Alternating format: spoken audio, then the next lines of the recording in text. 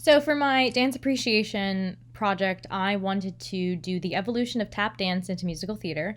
I do musical theater, I'm a theater major, and I've also been taking tap for a couple years, so I thought this would be a really interesting topic for me.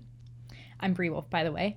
In the first picture on the top, you can see a screenshot from 42nd Street, which is such an iconic musical that features heavy tap. And on the bottom, Anything Goes. It's the 2011 Tony performance with Sutton Foster, my favorite actress. I tried to learn the dance break from that number so I could perform it, and then I realized how incredibly hard it was and that it was basically in double time. So, what is tap?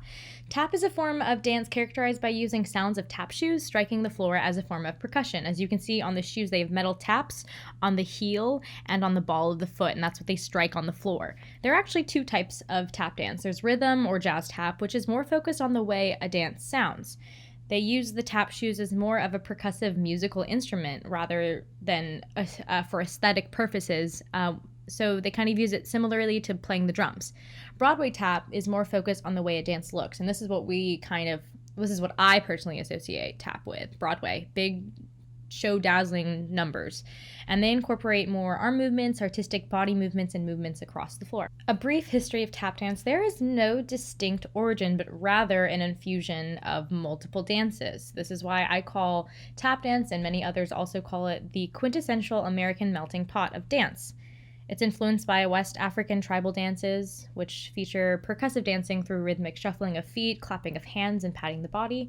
The Irish step dance, which emphasizes its legs with no upper body movement and rapid toe and heel action, as well as English clog dancing, which is striking the heel, the toe, or both in unison against a floor or each other to create an audible percussive rhythm. In Africa, the traditional dances performed were influenced by vernacular dance, which we learned about in class, or movement that is developed as a part of everyday culture in a certain environment. During slavery, as Africans were being transported to America, the African religious circular dance ritual, which was kind of central to their life and culture, had to be sort of adapted. Then when slave owners took away percussive instruments, they had to turn to percussive dancing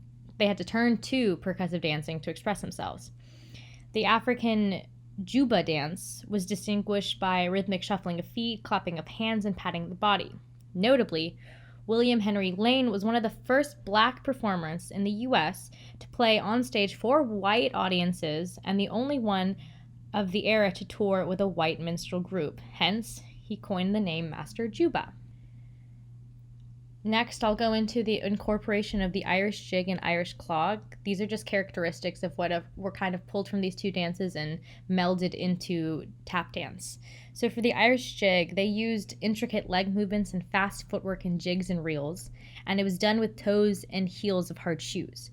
For English clog, it was also known as flat footing, foot stomping, buck dancing, clog dancing, jigging, and that emphasized the downbeat of the music by enthusiastic footwork.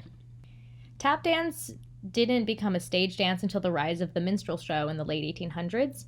From 1840 to 1890, minstrel shows were the most popular form of American entertainment. They were shows performed on stage by white performers in blackface that mocked style of African dance, but they also incorporated influences of the Irish jig and clogging with the Juba rhythms. After the Civil War, many black minstrel companies were founded, and they kind of got to reclaim what white performers had essentially borrowed.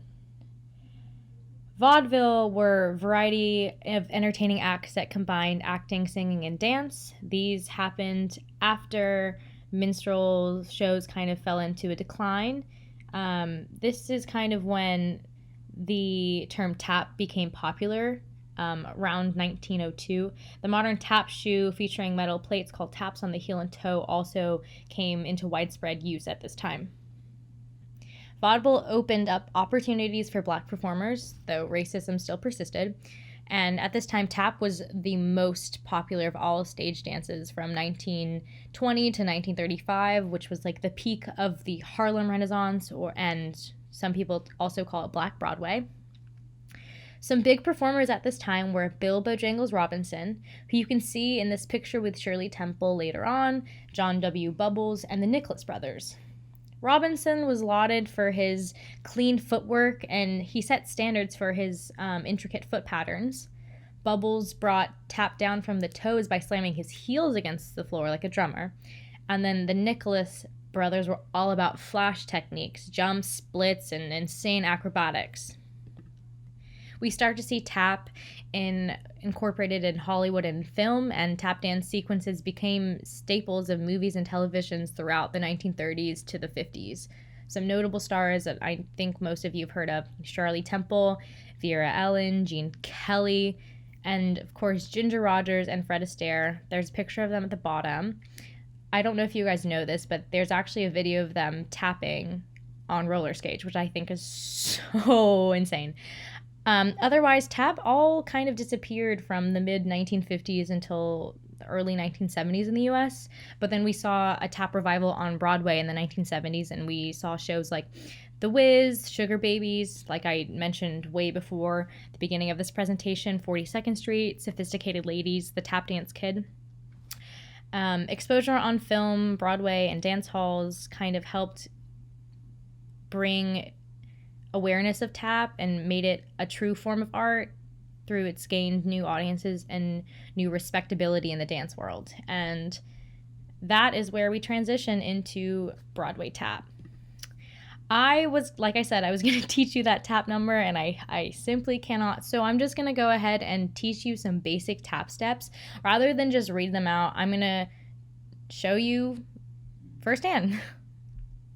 First, you want to start feet shoulder width apart. Keep your weight at the top of your feet, like on the balls of your feet. This will enable you to move faster. Keep your legs kind of bent at all times. Rarely there is ever straight leg tapping. Before we begin to make noise, let's shake out our legs. The point of this is to shake our leg muscles but keep our ankle relaxed. It should look like your feet are flopping. You're going to brush your foot forward on the floor and then spank it back. Brush forward, spank back. If you engage your leg muscle and relax your ankle, you can do it a lot quicker. Step the ball of the foot on the floor and make sure there's a change of weight. This step could be in place, but it could also move forward. A heel drop is exactly what it sounds like. It's a heel drop. You keep the balls of your feet on the ground, though, while you're dropping your heels. The cramp roll combines the step and the heel drop to produce a rolling sound like a horse gallop or a drum roll. It is performed by doing 2 steps, right then left or vice versa, followed by 2 heel drops. Standing on one foot, jump up and land on the same foot. Sometimes it's incorporated with this move.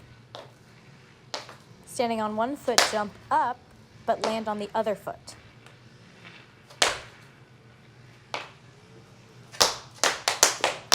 A ball change is a quick change of weight from the ball of one foot to the other. This could be step forward, step back, step forward, changing the weight throughout that. The buffalo consists of a jump, shuffle, step back. Usually this has big arms, but obviously you can't see mine right now. I learned this as a hopping heel dig, essentially a heel dig, a hop where you rotate your leg outwards, another heel dig, and then a heel dig. A paradiddle consists of a heel dig, a spank back, a step, and then a second heel, like a heel drop. I actually forgot to do a heel drop at the end of this combo, so it's wrong, so apologies for that. A small portion of the dance that I actually learned from Anything Goes. Because I think this performance is so incredible, I'm going to go ahead and show you a clip of the dance break from the Anything Goes performance at the 2011 Tony Awards.